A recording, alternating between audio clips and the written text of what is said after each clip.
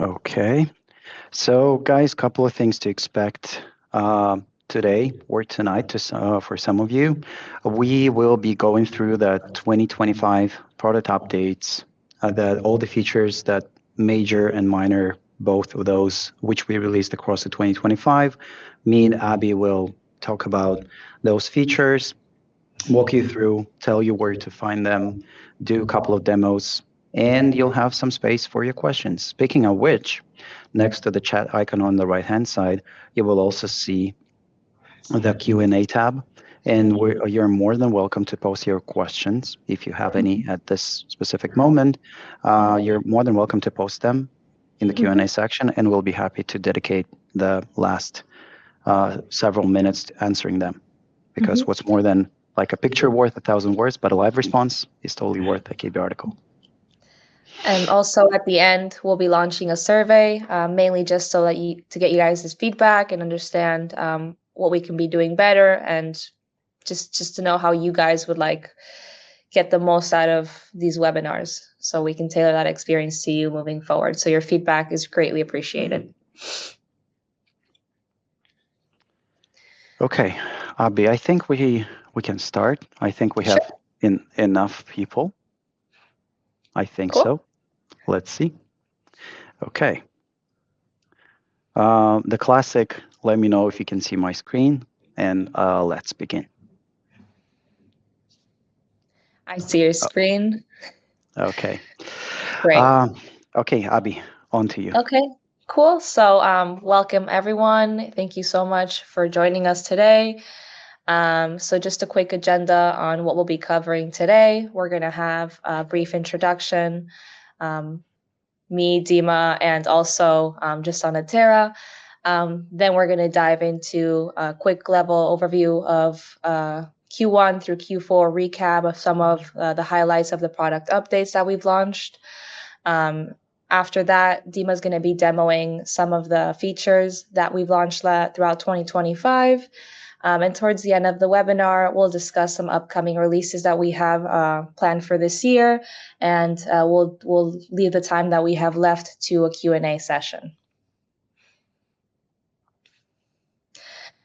Amazing. So as I just mentioned, with me today is Dima. He's our technical product marketing manager. He's going to be co-hosting the webinar, as well as demoing the platform for you guys. And I'm Abby. I'm the customer experience solutions manager. I'm part of the CX team. Really glad to be here with all of you today. Yeah, guys, thank you so much for joining. And personal hi from me to everyone who just joined.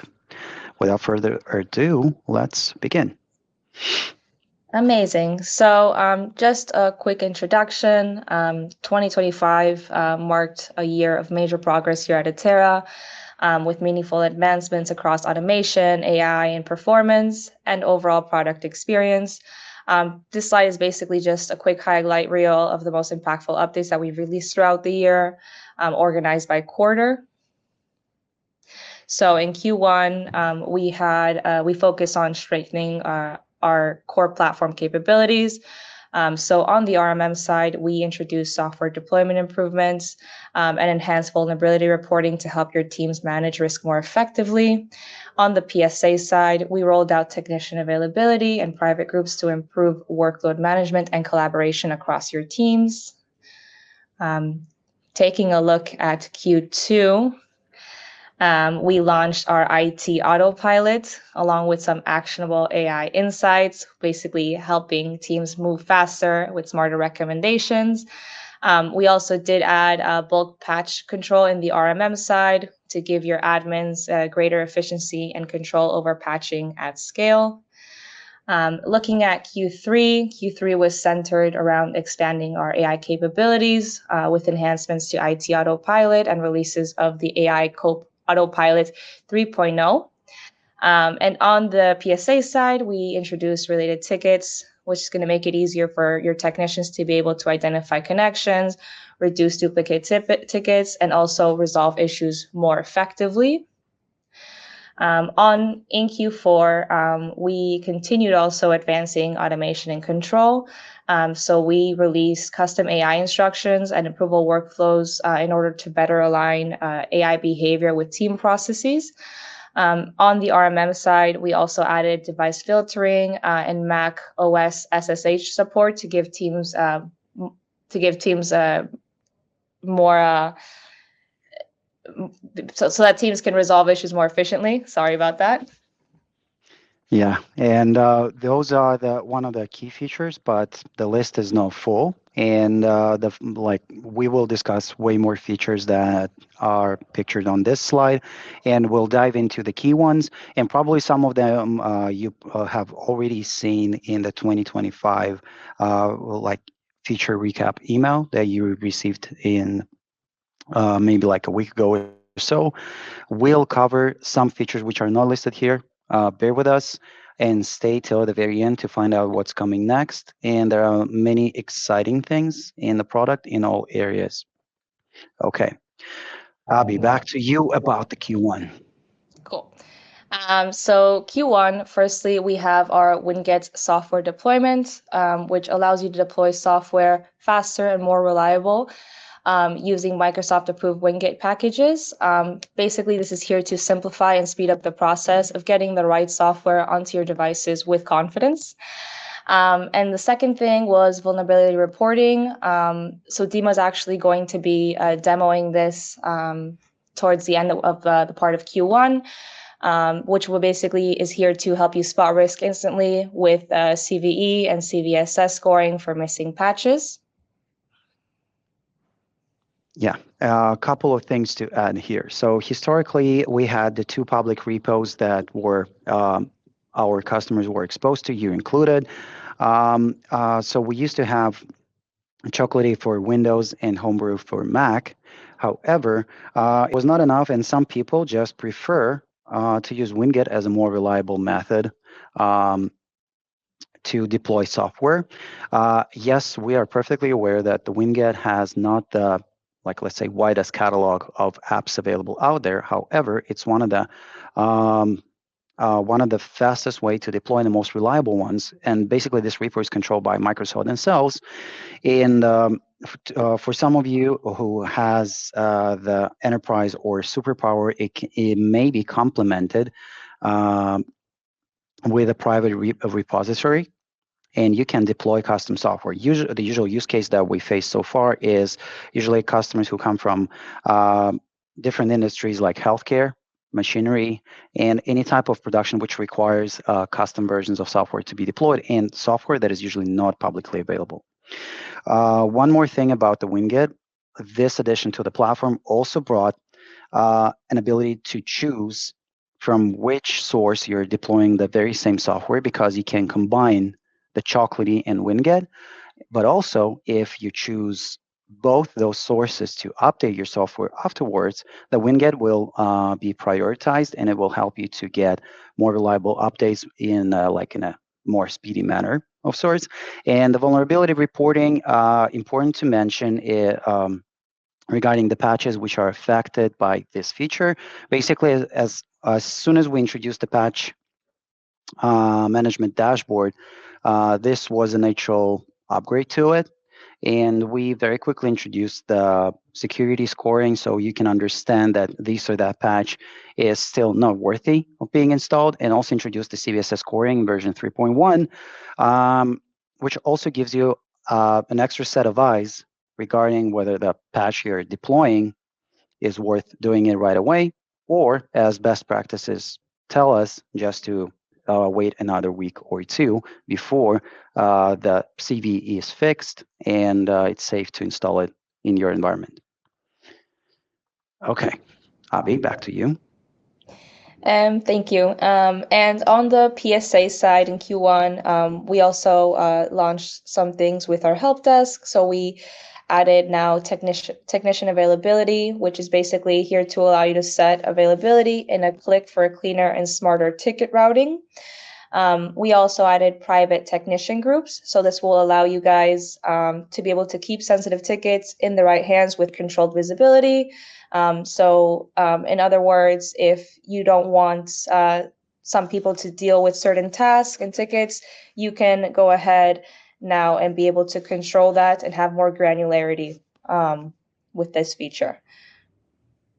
Yeah, a couple of things regarding technician availability and technician groups in general. So, technician availability made possible to, let's say, exclude yourself from any ticket automation that involved auto assignment, or even take it one step further to partially, like, I know, go on a vacation, sign someone else to get tickets while you are away, and admins are also able to set people as available or out of office at scale.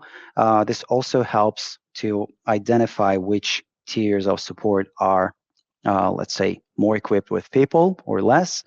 And the private technician groups also open the possibility to introduce the ticketing system to non-IT people, because private technician groups have this feature has a side effect of making you able to basically create a group for HR or facilities in your company. Okay, and yes, they won't have to use the IT portion of Atera, but if they still need a ticketing, and they have a couple of spare seats, so you can introduce the ticketing system to them, and they can have a completely isolated queue, which is not exposed to IT people, and vice versa. So you don't see theirs, they don't see yours.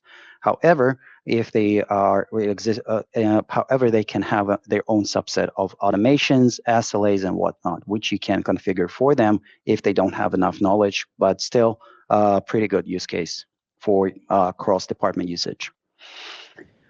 Demo time. Okay, so let me switch to the product and show you where all of these things live. And yeah, this is my platform. Okay, so I'll start with an easy one, and this is the technician availability. So you can see the users and security part of the product, and you can see that technicians area. Okay, but also you can see your initials at the top right hand side, and you can see that I'm marked as available. As you can see, all the technicians right now are marked as available, and you can put either like one person out of office or several.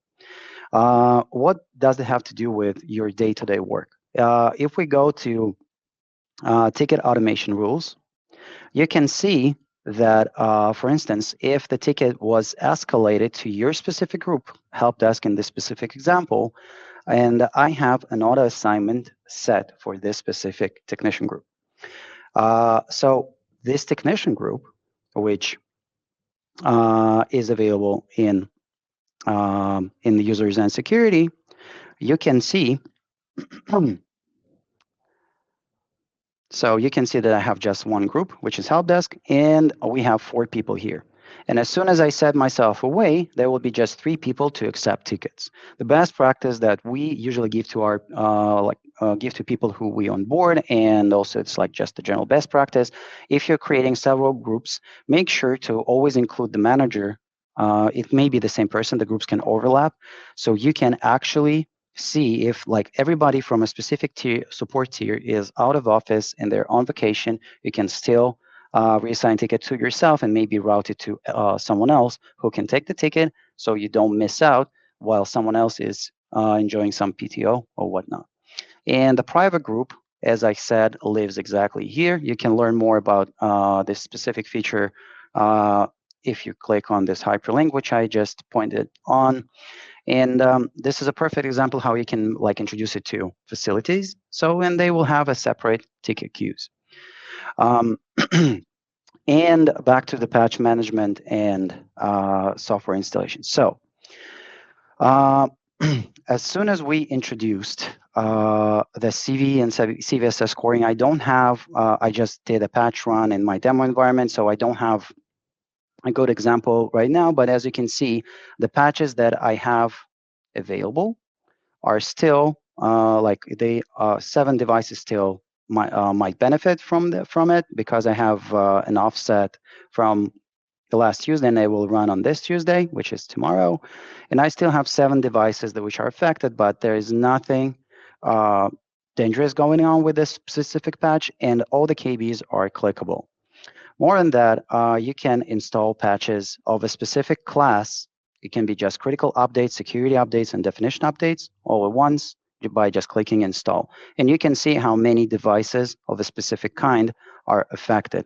And you can easily see what's the size of the patch. And you can, if you're doing a one-shot um, like patch installation attempt, you can also just do it for online devices only or queue to your liking, and you will see the total size. Speaking of which, total size might be a little bit deceiving because we fetch this information from Microsoft, and sometimes the patch size might be spoofed because it might have several regional versions of the same patch, and this might be something that you've seen yourself because the patch might be like 100 gigs, but in fact it's just like 10 or maybe 2 or maybe like even less, but just letting you know. Okay, I think those were the features that we wanted to demonstrate. Um, and let's get back to the slides and let's move on forward to the Q2. Abby, back to you. Amazing. So for Q2, we had our IT Autopilot launched. So IT Autopilot is a fully autonomous AI technician that's basically here to help you guys resolve up to 40% of the workload instantly, 24/7. We also launched our AI Center, which also has actionable AI insights. This is also going to be one of the features that Dima is going to go ahead and show us soon. But basically, here you'll be able to see all of the surface trends and recommended fixes with proactive AI suggestions. It's actually really, really cool, and it can generate a few different cool things for you that Dima is going to show you guys soon. And then on the RMM side, we launched so we can now uninstall Windows patches, meaning that you guys can roll back problematic patches to instantly restore stability. I do want to say that in some cases, uninstall is only available where Microsoft allows it. And then we also have bulk patch removal, which is here to help you guys remove multiple patches in one action for faster recovery. And this is actually a great segue, Dima. I see here that we also have a question. Can you please elaborate more on RMM bulk and patch control in our Q&A? Yeah, sure. We'll touch this in a second when I'm back to the product UI. So yeah, we'll definitely touch on this. Okay, which is now. Okay, so as you can see that we have now patches that you definitely can install. And on the OS patches, you have the under the dropdown in the OS patches section, you have the install patches. So for some of the install patches, apparently you can see the feature that I mentioned. That I don't have a good example for non-install patches, but I do have a good example of what is shown here. So for instance, for a cumulative update for .NET Framework, and apparently if I click on the CV itself, it can lead me to the page with an actual CV according to Microsoft themselves, which is super convenient, and you don't have to copy and paste. It just reduces the friction, and you can just click on the KB itself. As I mentioned, you can just go in here and see the patch itself. I won't stop too much there. Super important thing to mention. So as you can see, so this specific patch, the cumulative update for Windows 11, as you can see, the potential CVs is amount is 33, and the CVSS scoring is 9.8. So super important thing to mention that it's not a math average. It's the score of the highest CVE, again, like amongst all the identified ones. So as you can see, we have just one 9.8. The rest are way less than this, but the scoring is made according to the methodology, is made according to the highest one. So, and if we will take a look at, for instance, like an installation for the different software, we can see that uninstall supported, we preemptively give you an understanding where to find it. And if we had multiple devices which had this very same patch installed and you don't want this and the uninstall is supported, this is exactly where you do it from. I hope this responds to the question. But also, like not only that, you can do the install patches, and also you can identify the fail ones. Apparently, I don't have any, which is good, which is always good. And you can separate them by class. And probably I'll better do it. Mm, let's do the install ones once again, and I can identify the respective OS and go by class, which is super convenient if I want to do some like postmortem analysis of how it went on top of the reporting, which we just discussed briefly. Hope that responds to your question. In regards to the second part, so as you probably know by now, we as a product we are complementing our core solution with AI-powered tools. One of which is dedicated to augment your performance in IT as IT technicians, which is called AI Copilot, and the other product is IT Autopilot. IT Autopilot is dedicated to end users, and basically both of those tools are feeding off of your company's knowledge, your knowledge-based articles, and they're becoming company aware and context aware, which is crucial for any AI tool out there to give meaningful response, B, actually help you rather than just giving general instructions. Because if you ask a random question to any AI tool out there, the response will be as good as its capabilities to have as much context as possible. And probably, by now it's 2026 already, and how crucial a good prompt is and how crucial the context is. With that being said, we introduced the AI Center. And this is exactly where you can give, like for both of those tools, let me give you an example of like the overview. So I have a certain configuration. I still haven't added the application for self-install. This is why, from the AI perspective, this is how ready I am to fully embrace the power of AI, because it's not only the chatbot capabilities, it's also the agentic AI capabilities, which are which basically allow you to install software, check different computer parameters like no, like speed tests, free space scan, top running processes, everything and anything that can help you to prevent remote sessions from happening and get your telemetry that you require to resolve this or that issue without even a need to disturb a person. Speaking of actionable insights, but as soon as you are remoting into your end user's device, AI starts to, especially if you're using Splashtop, is beneficial. It's just for Splashtop at this specific point of time.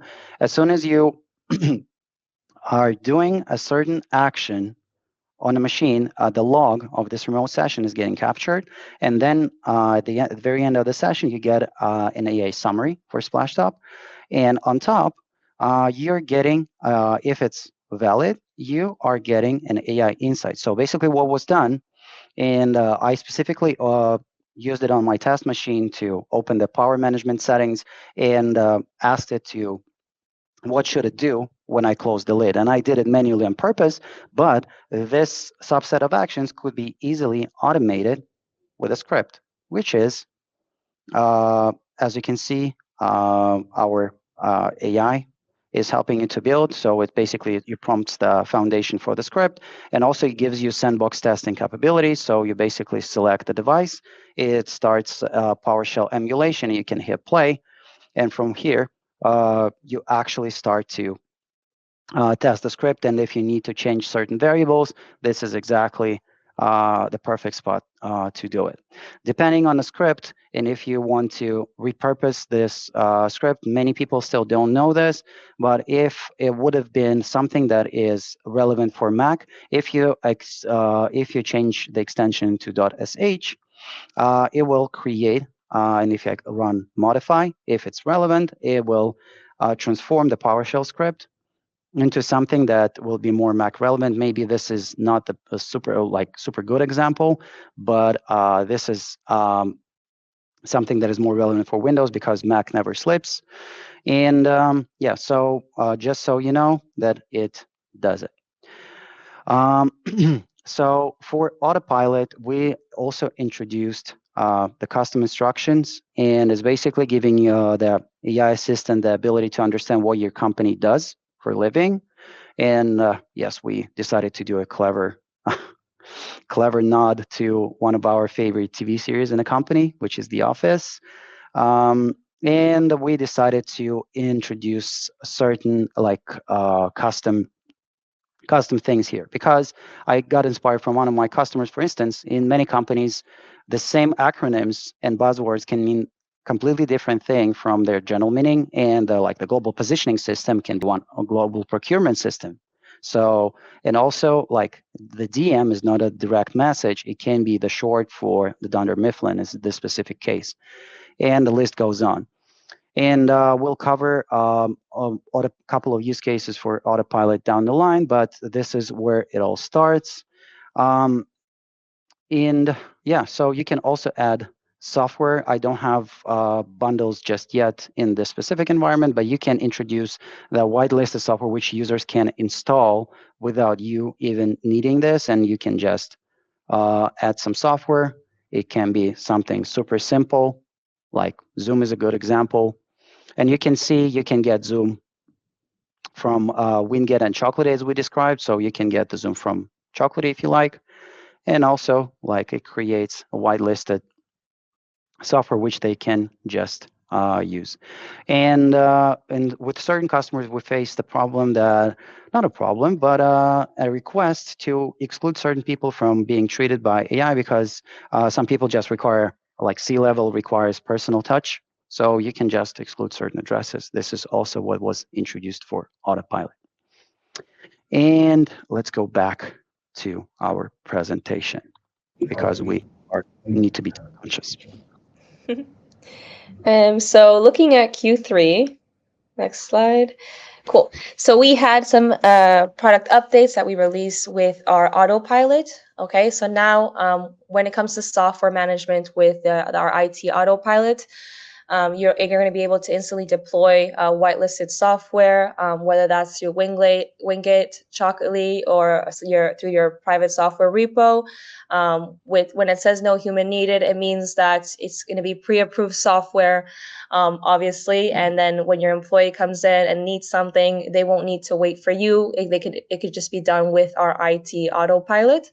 So that's going to save you guys a lot of time as well. Additionally, you can now do custom instructions in IT Autopilot. So basically, what this does is it's going to make the IT Autopilot company smart by teaching it your tools, processes, and your terminology. You're also going to be able to now track the ROI with the new AI center graphs that can quantify how much time is saved, and you can also see what tasks the autopilot is doing for you guys as well. And also in Q3, we launched our AI Copilot 3.0. So basically, now you have your actionable insights all the way from ticketing and session patterns to autofill ticket fields, real time account aware answers, and context aware guidance across the platform. We also have on the PSA side, we launched related tickets. So basically, now you can link incidents and projects for clearer context and faster resolution. I also want to say, guys, that we do have a ticketing webinar that's coming up on the 27th of this month. And I highly recommend that you guys join it. We have some new features inside of the ticketing page that I think are really cool and could really help you guys work more efficiently. Yeah. So on what you just mentioned, so the parent-child tickets was super highly requested feature because apparently it was very much needed, especially for the use cases when you're trying to onboard a new employee. And the onboarding a new employee, which comes from an HR, can trigger a parent request, but maybe you're dependent on a local supplier. Maybe you're dependent on the to purchase the hardware. Maybe you need the like certain software to be licensed and you need the certain access to be checked. Maybe you want to contact someone else to configure the office access and whatnot. All of it becomes possible. And couple of words about what Abby mentioned about autopilot. So part of it I just mentioned. The AI Copilot 3.0 is super interesting because from the perspective of, let's say, if we're just asking Copilot from the bottom right corner, and it gives us general chatbot capabilities, but it's context aware. So, like, what's our travel policy?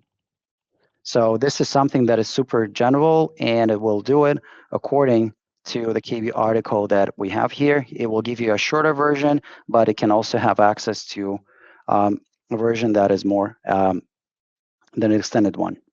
So it takes some time to, yeah. So as you can see, it refers the KB article, and you can open it and see the scope of a KB article. So what's the travel policy?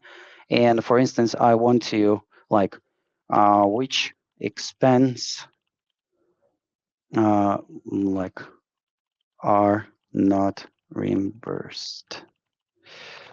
Is there a limit? So you can ask like a random question, and as you can see, so yeah, so it also checks the KB article once again, and this is why the context is important here. However, it yeah, so personal attainment, so limits, meals are covered with no reasonable limit. So maybe I need to frame it a little bit better, but still the full KB article is still mentioned here. Okay. Moving on from there, one thing that was not possible before, and it was more on the chatbot side, which what I just showed. So, for instance, if we're dealing with a specific laptop, if I click on the Copilot icon, you can see that now I have the context of my laptop itself. So, what's the like uh, hardware specs for this laptop? So yes, you can go to the agent page with what if you just you're in the context and trying to see like what it's like, and the to what as you can see, it retrieved the machine name because the display name in Atera and machine name is not the same. But also let's check out the hardware, and let me collapse everything. And as you can see, it's Lenovo with serial number, what's the CPU, what's the amount of RAM, the video card, and everything else in between. And for the tickets, it meant that when you start using the AI, it uses the context of the ticket right away. And as you can see, the ticket ID is now being lit. And while we are on the ticket page, you can also see that we introduced a couple of new icons here and there. And also, to some of you, the look and feel for the tickets page might also look a little bit different. It's because we are currently rolling out, and maybe you all already have it, the new tickets page. So the new tickets page also utilizes our new development, new infrastructure, which supports column rearrangement, different sorting, removing columns that you're not interested in, and also a new new icons and new flows that have never been here before, including the approval status. So for instance, when you hit the edit columns, you can see that I removed the sentiment because no one attends a doctor when he's healthy. And the customer, so it's not as relevant for me. It's this the very same company, so I just removed it for the sake of saving space. You can see that I have an icon here, which gives me an understanding that this ticket has a parent-child relation. And as you can see here, in related tickets, I have the parent ticket, which is list Notion articles, and the child ticket is Notion workspace access. And I just kept a note for myself that I need one license. And also you can see all the related tickets, which are in different places in the hierarchy. And if you click on the parent one, you can also see that the parent one should not only have the parent-child relations, but also it needs approval. Speaking of which, the approvals are now possible to be partially approved, but we'll talk about this So you can have a multi-step approval, and we support now more statuses than at the launch of this specific feature. So that's about it regarding these features, and let's move back to the slide deck.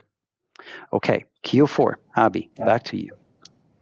So Q4, we're still focusing on our AI part of Atera through the product updates. We introduced custom instructions by customer slash site. So basically, what does this mean? It means that now you can tailor your IT autopilot even further by providing it a per customer slash per site custom logic. And we also added approval workflows now. So basically, you can now define approvers in your playbook. Um, IT autopilot's going to handle the requests, collect the responses, and update the tickets automatically for you guys as well. Yeah, so custom instructions by customer site have already been complemented with more cool features that can be utilized by not only ITDs but also by MSPs, which I will show in a second. In approval workflows, also on top of the just approve or deny, we added some features which are like multi-step approval and the partial approval with more granularity to the statuses themselves. Um, so, yeah, sorry, we're not done with with the product itself, but we'll move to the demo in a second. Yeah, Abby, sorry. Mm-hmm. Yeah, thank you. And on the RMM side, we added now more advanced device filtering. So basically, now you'll be able to quickly find and manage devices with precise advanced filtering built in for complex environments. And then for SSH terminal for Mac OS, we've added this feature as well now for Mac OS. It's not exactly a new feature. We actually launched this back in 2023 for Linux. And then in 2024, we did it for Windows. And so now, 2025, we added it for Mac OS as well. Yeah. So before we go to the upcoming releases, let me demonstrate what we just talked about. So um, regarding advanced filters, so back in my professional services days, and yeah, I used to be a solutions engineer here at Atera. And so what I want to demonstrate is that if you click on the filters and you go to the advanced filters, for instance, now you have one of the cool filters, for instance, like battery health. And pro tip for me, from me is a really simple one. If you do the battery health is equals or greater 1%, everything that you will be left with is just the laptops. And because apparently workstations, for some awkward reason, they just don't have a battery. I don't know who invented this, but yeah. So as you can see, you can use it this way. And also we introduced as, so several one like the model. So, and also the model, as you can see, all the drop-down fields are actually context aware, and they will depend, like each and every advanced filter that you select, it will be aware of about all the variety you have across the board. So let me do just the virtual machines. And as you can see, everything that I will be left with is just um, Windows-based virtual machines. So yeah, as you can see, they belong to a specific folder. And if I click on any of those, you will be immediately able to tell that it's a virtual machine because it also comes from like, it has a Hyper-V mentioning, like virtual machine here and there. And also it has a very specific like hardware numbers. So something that is also worth mentioning. Um, so regarding the approvals, so let me demonstrate on a very like Notion workspace. So where to get it? So as you can see, this child ticket doesn't have an approval just yet, and I want you to pay attention to the conversation related ticket and ticket activity. As soon as you hit request approval, and you select a recipient. The recipient can be someone who exists on the platform as an end user, and as you can see, I have like a test user called named John Smith, and I'll assign the approval to Michael Scott, aka myself. And as you can see, I have spare email here. I'll send the request. And let me go to my spare email real quick.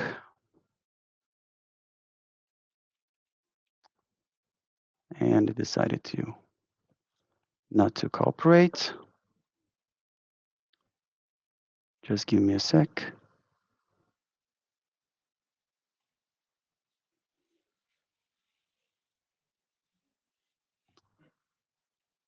Mm-hmm. Yeah, I'm in. That's a good thing. Just not the most frequent guest here. But you can immediately see that I received something for an approval. So it has the email header, and you can just approve if you have enough context, and you can respond with the feedback. For security reasons, we included in the flow the need to sign into the portal. So as if I want to respond with a feedback or give my own approval, so I will still need to log in here if I was not logged in before. I will just send an activation link to myself, and I will just open link in the new tab. And as soon as I'm in, I will be able to approve the ticket for sure. And I hit approve. And when I'm back, to my ticket, I have an approval still in the pending status. And as soon as the approval ends, I'll be able to see the approval, and I will be able to see with a note right here. Okay, so that is mostly it for the released features. However, as you can see, we have something that is upcoming, and we'll talk about this in a second. And we have several exciting features planned for the Q1 and beyond. So let's move back to the slide deck.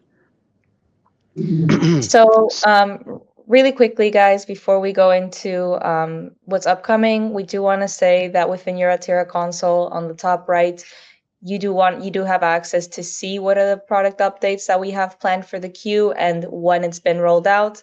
So you can see on the bottom right there in the screenshot where it says product updates, you can find Atera's roadmap and see what's in planning for the queue. Yeah, so Atera's roadmap is one of the pages that we definitely recommend to look at. It's one of my most frequently visited ones. So as you can see, we are like updating it very frequently, and we have something exciting coming real soon. And it will have something to do apparently with one of the in-house developed parts of the product, which is network discovery. We'll talk about this in a second. So multi-source email reply. So one of the most recently released features, just letting you know, so you can read about this. So you can introduce several mailboxes for your company. It was very long awaited feature. We just released it, so you can get your hands onto it. What it means for many companies is that you can have a help desk at companyname.com. You can have facilities at companyname.com, etc. It means you can not only accept emails from from those inbox mailboxes, but also you can send response from these mailboxes. So where to configure this in the product? So you just type in. Let me go back to the main menu. I'm also adding a KB in the chat specifically Mhm. around this, so Yeah, you guys can that's see it one. later. Yeah, so basically you can have multiple addresses. So which function is it working for? So incoming, outgoing, and you can confirm as many domains as you like. The procedure is super straightforward. You're adding the domain, and then you go through the DKIM verification or SMTP settings, whichever you prefer.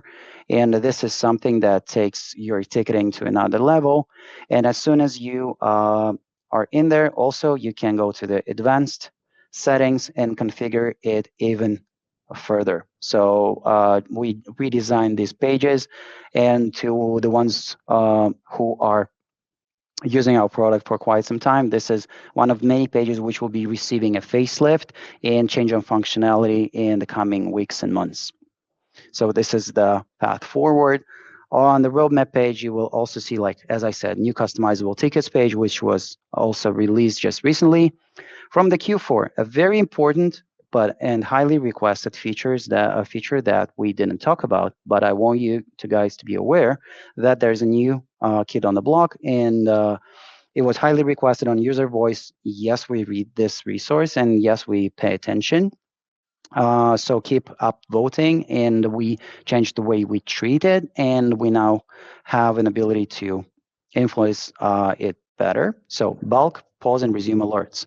Super important feature for all your patching needs. So you can go to your devices list, you can filter to till you like it, then you can select the devices for which you expect an IT automation to kick in.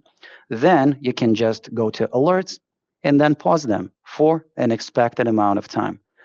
Um, I don't know if someone who is participating today, this is one of the features they were expecting, but if you were, so you can just enjoy it. It's available in the product, uh, like for a week or so, and you can change switch from 1 to 5 hours. And it's one of the first steps towards making, let's say, the overseeing the patch management in Atera more flexible. And yeah, this is just one of the first cool tricks we have up our sleeves in 2026. And so the ticket approval enhancement we talked about. Oh, super important. So attachment preview in the tickets, not like a feature, but it's a quality of life improvement. But we also release it, and as soon as you open let's say a specific ticket which has a PDF document, can be a single page, multi-page, you will have, and you click on the attachment. I won't spend our time right now. However, you will see that you're just able to click instead of downloading, just preview the document, which is super convenient. Yeah, and Abby, back to you. Thank you. So now I've actually seen this feature be requested a few times. Specifically, we've been asked if we have this through a few of our onboarding webinars. You're going to be able to now to link multiple devices to one contact. So basically, this will allow you guys to have more flexible management and better asset visibility. We are going to have our AI co-pilot. We're calling this action mode, but basically you guys will be able to execute bulk actions and manage tasks directly from within the AI co-pilot chat in order to simplify workflows for you guys and boost productivity. Multi-source email reply. I won't spend too much time on it. Dima just spoke about it, and I just sent you guys the KB article. But yes, you guys are going to be able to use multiple reply from addresses in order to personalize communication and support your clients securely. And also, we will be revamping our notification center. So basically, now you're going to be able to stay in control with real-time alerts, full history, and user-specific notifications, clear CTAs, an all-in-one centralized hub. I believe, Dima, we actually got a look of it today, and it looks really cool. Yeah, So I'm I very excited to actually that come out. I'm actually want to show it to you guys while we're here. It's being enabled to a very limited number of customers, but it will be rolled out to a broader audience real soon. So let me demonstrate the all new search bar. So it's changed in design, and as you can see now, you can select in which areas should you be looking for a specific device. And let me just type in something like PMM, which is super specific. And now it gives me a partial match for the PMM laptop, which is my laptop. And as you can see, I have all matches, which is 10. The devices tab, I can just isolate a specific device. And also I have an asset, and I also have 8 technicians which have PMM mentioned in their emails. And as you can see, it's in the middle of the word. So this is something worth checking out. Speaking of assets, one of the things that we haven't touched, but it's being rolled out as we speak and will be available to broader public really soon. So the asset inventory page is getting a serious facelift. And let me show you something super cool right now. So I intentionally stretched it a bit, but now I'll bring it back. So as you can see now, we are having several assets that have different statuses here. We have the purchase date and warranty expiration date. It belongs to a specific site and specific folder, but something that wasn't here in the previous version is the linked device column. What does it do? So based on the serial number, let me give you an example. So I have a serial number which is listed here. And as you can see, while importing the assets, the serial number was mentioned and the RMM, respective RMM agent was discovered. So Atera goes and in the background identifies based on the serial number and matches the RMM with ITSM. So basically, if you don't have a linked device just yet, and it's let's say, a rallying cry for you to take action. However, you can see who, like which device belongs to who, what's the state of this specific device, and also, as you can see, we will also introduce the device type mapping, and that like if you have an existing device type, you will be like every device that you're importing into Atera will inherit the specific asset type. If it exists, if it doesn't exist, it will create one. It also helps to streamline your asset inventory. And the first brand for which we're bringing in the automated warranty data will be Lenovo, and it's also going through the final stages of testing. So this is something that is coming also real soon, and we're super excited to share with you. I know it's been a while, but this is something that is coming real soon. And last but not least, one of the features that has not been mentioned just yet, but we definitely know it's coming real soon. We are revamping the security settings for Atera, so you will be able to customize the logout times for your technicians. For security measures, it will be you will be able to decide whether like it's 1 hour, 2 hours, more hours than this. All the way up to 24, and if because of an activity, and if you want to log them out anyway, you will be able to define after what period of time it should happen anyway. And it's one of the, let's say, many features that are planned for this year, and me and Abby were super excited to walk you through them as soon as they are more available than right now. And yeah, so without further ado, let's switch to the Q&A section. Mhm. And because we have some questions, So I think we responded about the bulk patch control. Are there any plans to improve the Wingit software installation to be able to manually specify packages that are not found in the search feature? So, Sean, amazing question. So, if you notice that something is missing, definitely submit a ticket. So, if it gets traction and it's not a one-off case for a specific software, and even if it is, so we need to study it, and we have a dedicated squad of DoD engineers, which is a developer on duty, a short for developer on duty, and they're checking out if it works as expected, and if it's like if you discovered a bug, please be our guest to fix it. Um, okay, Abby. We actually, I'm just sorry, I just unmuted myself for a second because I think someone also just added a question in the chat, guys. So please keep it in the Q&A so we can keep it organized. But the question is your product only for help desk, or will it learn to troubleshoot a network and its devices? So I just wanted to read it out for you, Dima, in case you missed it. No, all good. We have certain features that are dedicated to improvements to network discovery as a product, but like troubleshooting the network, probably one of the apps which is being one of the apps which are being offered in our App Center donuts might be a better solution for this one, because network discovery that we have as part of our product is something that is dedicated to more like about discovering devices and installing as many agents and have as much ground covered.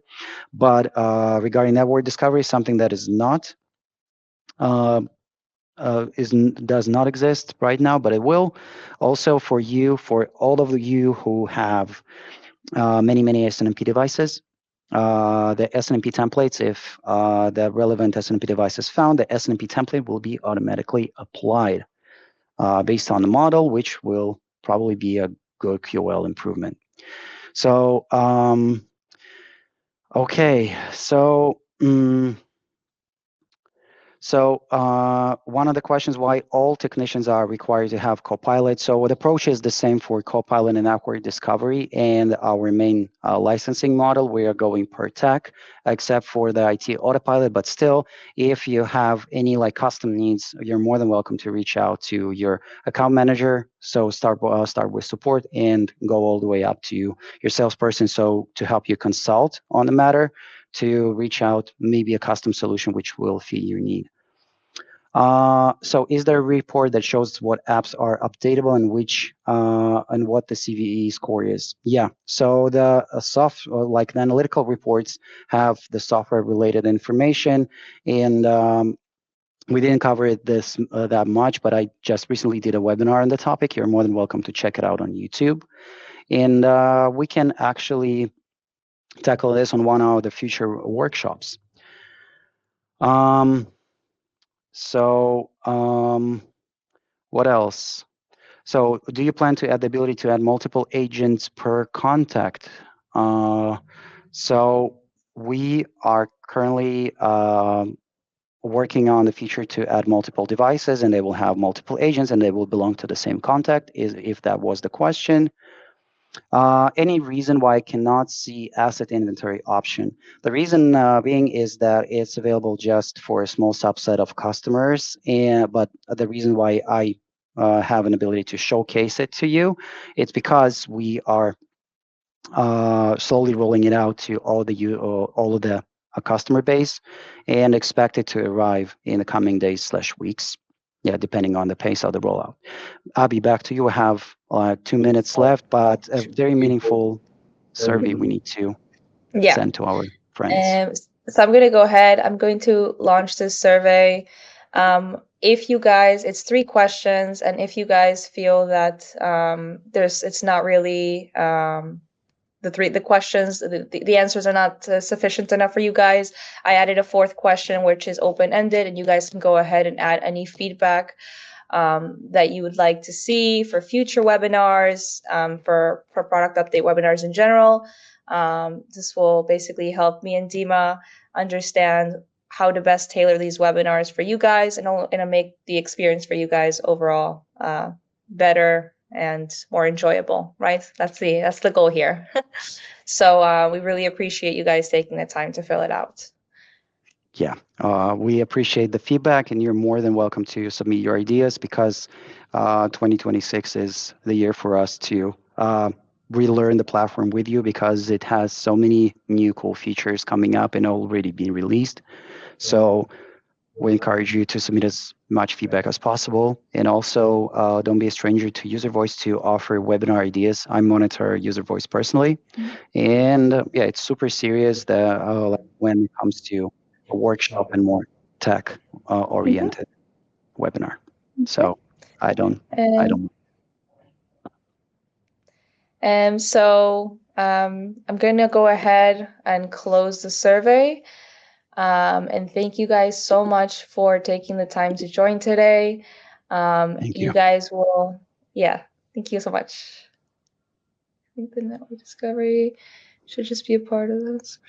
Okay. Yeah. I think. Okay. Okay. So Cool. network discovery should just be part of one of the subscription levels. So apparently it's it's part of the enterprise and superpower plans. And if you're planning to purchase it, so it's probably worth the upgrade, because let's say from the annual contract perspective, and the combination of how many features getting on top of it, including the analytical reports, which will give you the most flexibility. So yeah, totally worth considering. And guys, I hope it was useful. Drop anything that you find useful in the feedback survey. Drop the comments if you have any. And thank you so much for your time. We really appreciate your time joining from around the globe, and see you on the next one. Thank you so much. Bye. Thanks, guys. Bye.